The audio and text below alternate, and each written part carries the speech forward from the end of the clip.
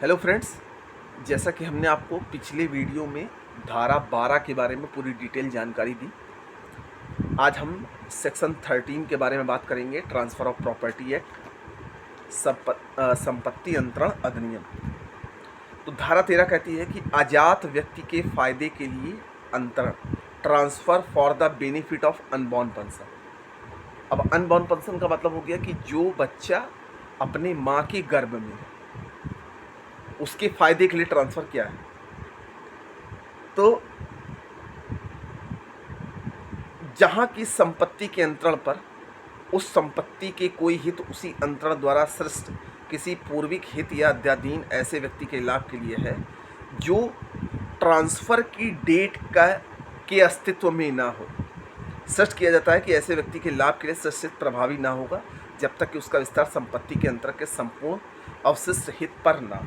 अब देखिए कहने का मतलब, इसको एग्जाम्पल समझते हैं कि किसी संपत्ति का अगर अंतरण किया जा रहा है उस व्यक्ति के लिए, जब ट्रांसफ़र किया जा रहा है तो वह व्यक्ति उस तारीख पर जन्म नहीं है, ठीक है, तो वह उसके हित में नहीं होगा। जैसे का उस संपत्ति का जिसका वह स्वामी है, खा को अपने और अपनी आश्रित पत्नी के जीवन प्रयत्न के लिए उत्तरजीवी की मृत्यु के पश्चात आश्रित विवाह से ज्येष्ठ पुत्र के जीवन प्रयत्न के लिए उसकी मृत्यु के पश्चात का के दूसरे पत्र के लिए न्यास के रूप में अंकित करता है।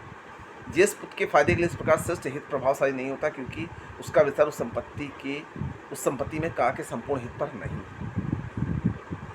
अब देखिए इसमें कहने का मतलब है कि जो बच्चा जन्मा ही नहीं, अगर कोई प्रॉपर्टी का अंतरण हो रहा है, ट्रांसफ़र हो रहा है, तो जाहिर सी बात है वो उसके हित के लिए नहीं है क्योंकि वह उस समय मौजूद नहीं है।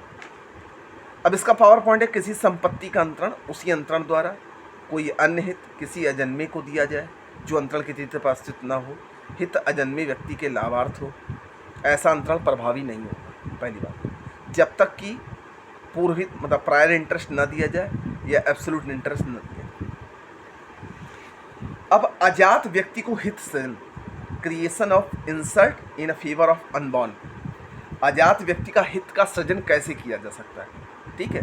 धारा 13 कहती है कि इसके फायदे हैं लेकिन सृजन नहीं कर सकता। सृजन कैसे करता है, देखिए रूल ये है कि संपत्ति अंतरण जीवित व्यक्ति द्वारा जीवित व्यक्ति को हो, गर्भस्थ शिशु या अभी गर्भ में भी ना आए या अजन्मा शिशु, दोनों का संपत्ति अंतरण नहीं हो सकता। मतलब जो पेट में है या जो पेट में अभी नहीं आया उसको प्रॉपर्टी ट्रांसफ़र नहीं हो सकती। धारा 13 बताती है कि ऐसे गर्भस्थ शिशु के हित में संपत्ति में हित का पूर्व हित व पूर्ण हित देकर किया जा सकता है।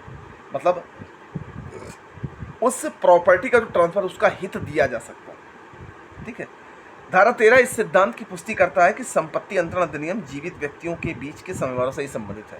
जीवित इंसान, यदि गर्भस्थ शिशु अजन्मे व्यक्ति को संपत्ति का हित देना है तो उसके लिए विशेष शर्तें पूरी करनी पड़ेंगी। इन शर्तों में किसी एक का भी अनुपस्थित पूरे प्रयास को शून्य कर देगा। शर्तें पूरी करनी पड़ेंगी। कैसे? कोई मौजूदा स्वामी अपने द्वारा कोई ऐसी छूट ना पाए कि संपत्ति आगे एक ही स्वामी तक बनी। वसीयत के मामलों में यह व्यवस्था धारा 113 से 117 इंडियन सेक्शन एक्ट में दी गई। इंडियन ट्रस्ट एक्ट की धारा 9 इसी तरह की व्यवस्था स्वीकार करती है। अजन्मा व्यक्ति न तो अंतरित हो सकता है और न ही हितग्राही। धारा 13 अजन्मे व्यक्ति को हित देने का तारीख बताती है, अंतरण का नहीं। धारा 13 जो है वो अजन्मे व्यक्ति को हित देने का तरीका बताती है लेकिन अंतरण का नहीं बताती। मतलब प्रॉपर्टी को ट्रांसफ़र किया जा सकता है उसके हित के लिए, ठीक है, लेकिन अंतरण नहीं कर सकती अजन्मे व्यक्ति के लिए, ठीक है। अब संपत्ति अंतरण व संपत्ति में हित सृजन, ट्रांसफ़र ऑफ प्रॉपर्टी और क्रिएशन ऑफ इंटरेस्ट, इसको भी समझिए, दोनों अलग अलग तरीके हैं। संपत्ति अंतरण अधिनियम में संपत्ति अंतरण तभी किया जाएगा जब अंतरणकर्ता व अंतरिती दोनों मौजूद हों, दोनों जीवित हों। इसे इंटरवाइज कहा गया है। इनमें केवल विक्रय, दान, विनिमय या बंधक व पट्टा ही संपत्ति अंतरण है, ठीक है, अन्य नहीं। संपत्ति अंतरण में अन्य तरीके जैसे वसीयत या नीलामी अन्य कानूनों में धारा 13 संपत्ति के हित सृजन करने के तरीका है। अब जैसे नीलामी है या वसीयत है, ये सब उसके हित में। गर्भस्थ शिशु धारा 13 घर में आने का संभावना के मामले में धारा 14 में बताएगा, ठीक, ये चीज इसमें। अब देखिए, prior state has to be created, धारा 13 के लागू होने के लिए जीवन हित का पूर्व सृष्ट होना आवश्यक है। धारा 13 के लागू होने के लिए उसका दुनिया में आना आवश्यक है। अजन्मे शिशु को सीधे हित सृजन नहीं कर सकता। अब देखिए एक पॉइंट और आता है कि अजन्मे शिशु को सीधे हित सृजन नहीं कर सकता। उदाहरणतः आ ने दा को संपत्ति अंतरण करना चाहा, जो अभी अज्ञात शिशु है। दा आ के परपौत्र तथा बी का पुत्र होगा। बा अभी स्वयं अविवाहित है। आ दा को सीधे सम्मति नहीं दे सकेगा, क्योंकि दा को जीवित व्यक्ति नहीं कहा जा सकता जो अजन्मा है।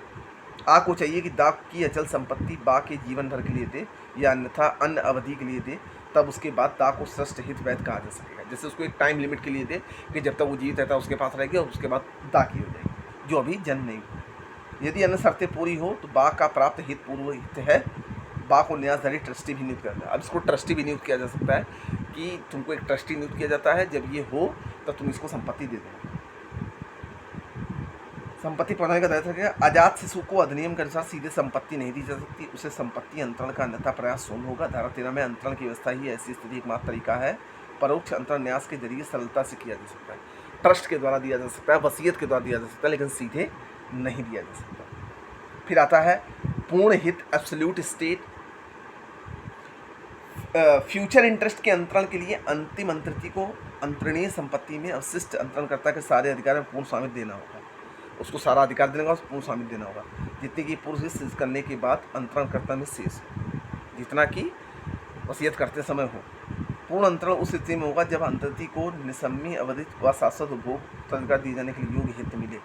योग्य हित भी मिलना चाहिए। ऐसा हित पूर्ण स्वामित्व की स्थिति में ही संभव होता है, जो पूर्ण स्वामी होगा उसको। अतः अजात अंतरिति को अवशिष्ट हित का पूर्ण स्वामित्व मिलना चाहिए। पूर्ण स्वामित्व एक संपत्ति के सभी हितों में एक व्यक्ति को हो सकता है, अतः अंतरणकर्ता के समस्त अधिकार उस संपत्ति से समाप्त होकर अंतरित को मिलने चाहिए। जैसे आ ने बा को जीवन भर के लिए संपत्ति दी, बा के बाद सा को जीवन भर के लिए दी।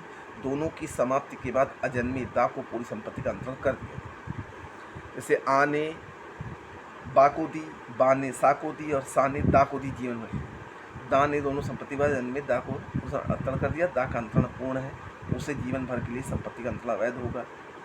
उसे जीवन भर के लिए ही संपत्ति का अंतरण अवैध होगा। दा को आ के समस्त अधिकार प्राप्त करने चाहिए। अगर दा को आ के समस्त अधिकार प्राप्त है तभी वो वैध माना जाएगा, नहीं तो वह अवैध हो जाएगा। ठीक।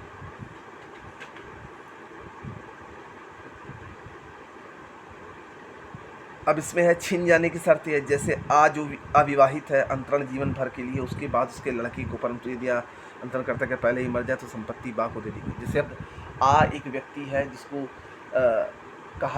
मतलब आ एक व्यक्ति है जो अविवाहित है, उसका बच्चा अच्छा नहीं है। अब उसको जीवन भर के लिए, उसके बाद उसके लड़के के लिए, अब जो जिसकी शादी नहीं हुई है, तो जाहिर सी बात है कि जब पुत्र तो होगा नहीं, तो कैसे संपत्ति अंतरण कर सकता है। और वो मान लो पहले ही मर जाए तो संपत्ति बा को दी गई। दोनों मामलों में जन्मे व्यक्ति को पूर्ण हित न होने से अंतरण के तहत कोई हित नहीं है। तो ये था हमारा सेक्शन 13। अब हम नेक्स्ट वीडियो में हमको सेक्शन 14 के बारे में डिटेल से बताएंगे। तब तक के लिए थैंक यू।